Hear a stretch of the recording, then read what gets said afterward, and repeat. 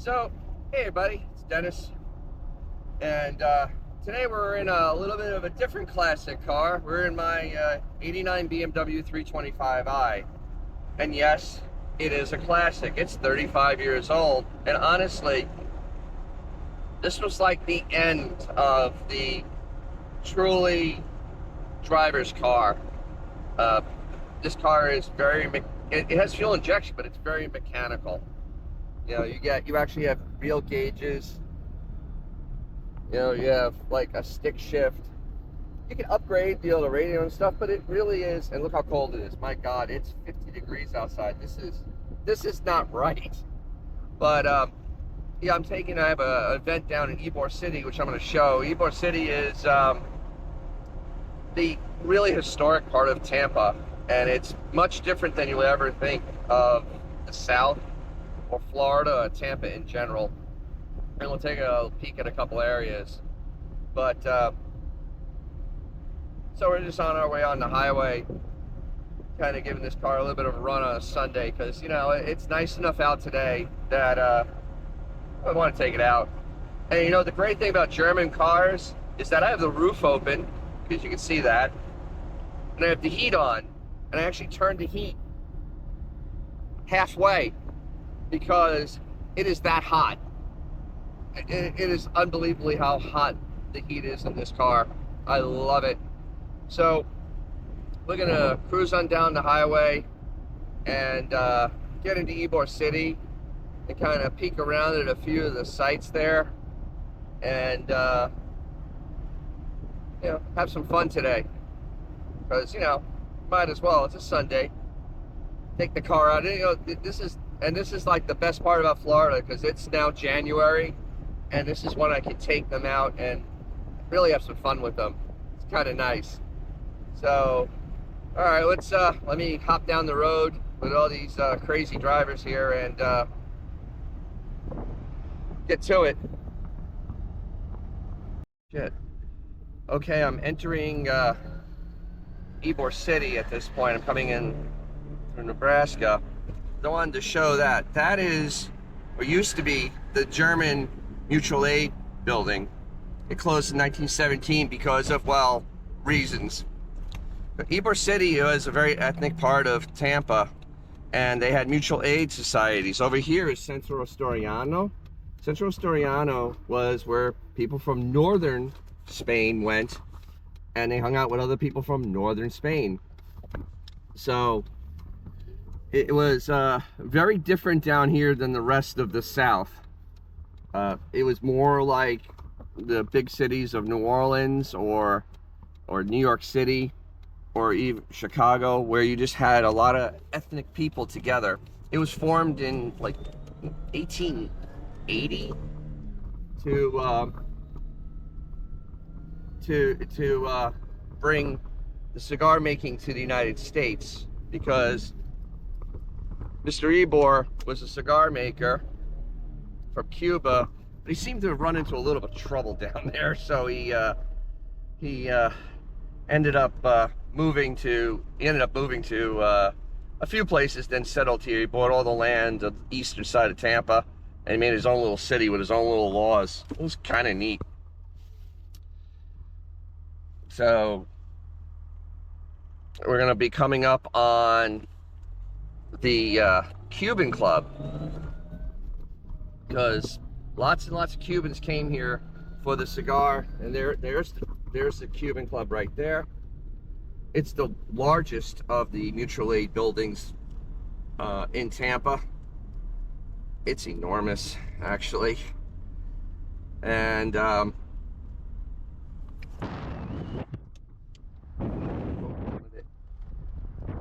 it's just a grand old building.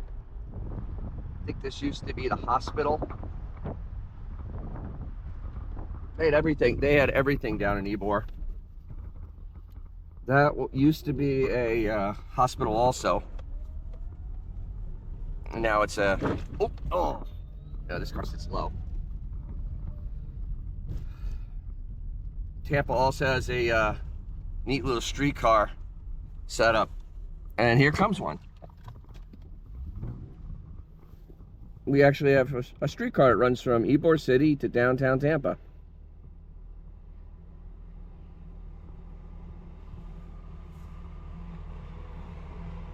And it's free. So it's a neat little thing you can do when you come to YBOR. Or Tampa in general. Okay. It's Sunday morning. So we're going down to 7th Avenue, which is the main drag, which is like Bourbon Street in New Orleans.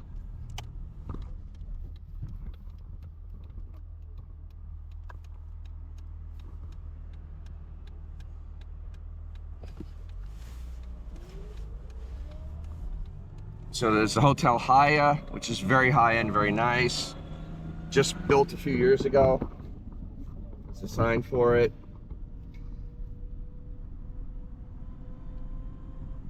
There's the Ritz Theater, bar,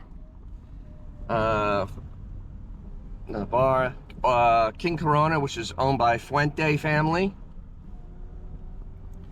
This used to be the casino over here. And it's Centro YBOR here. More cigar shops. Because, well, we are known as Cigar City. Okay, it's Sunday morning, it's nice and quiet, but there are lots of bars and restaurants and places to go. Over there is Bernini's. It's a nice little Italian restaurant that has hell of a happy hour. Half-price food and cheap martinis. It's well worth the trip.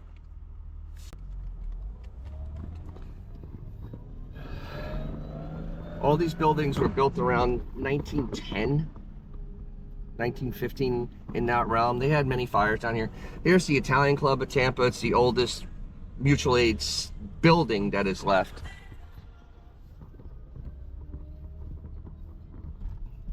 A few more bars, a few more restaurants. This used to actually be a real market where people came and shopped. Demi's Market. Over here was where the fishmonger was. These are all just vintage. That used to be La Tropicana, which was a little Cuban place that had just awesome breakfast. And down the road there is the Columbia restaurant, which is one of the oldest family-run restaurants in the United States. It was opened in 1905. So we're gonna head down to the eastern side of YBOR. That used to be a club, and I think it's gonna be a club again. Another little restaurant.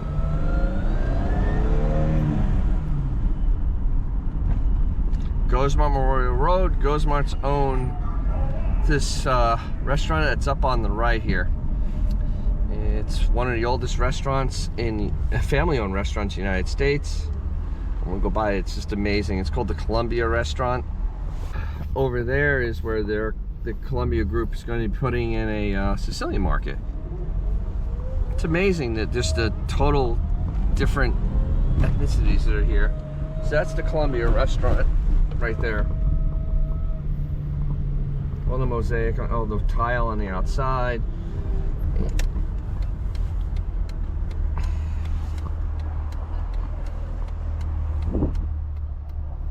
And they have a salad there that's phenomenal, called the 1905 salad. Nothing like it in the world. It's not really Cuban, it's not really Italian, and it's not really anything else. It is YBOR.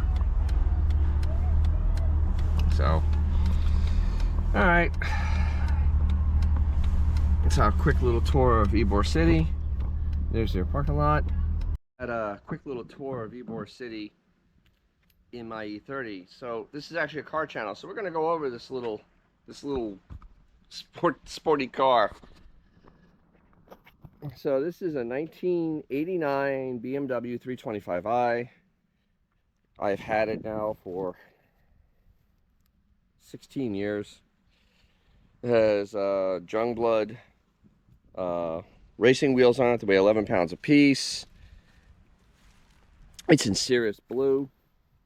2.5 liter inline 6. Cloth interior. It's been lowered.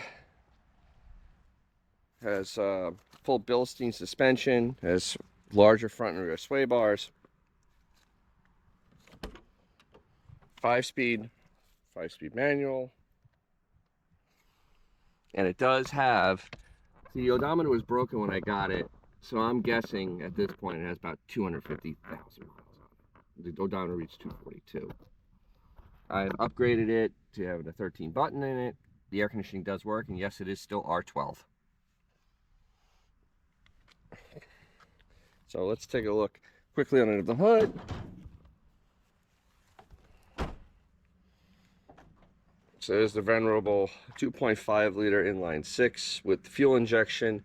BMW had fuel injection standard on their cars in the early 80s. I think 84 when they had the E-motors, they had fuel injection. I think the 318 at that time had a carburetor. So it's very simple. It's fuel injected, but it's simple. It's very easy to diagnose, very easy to work on.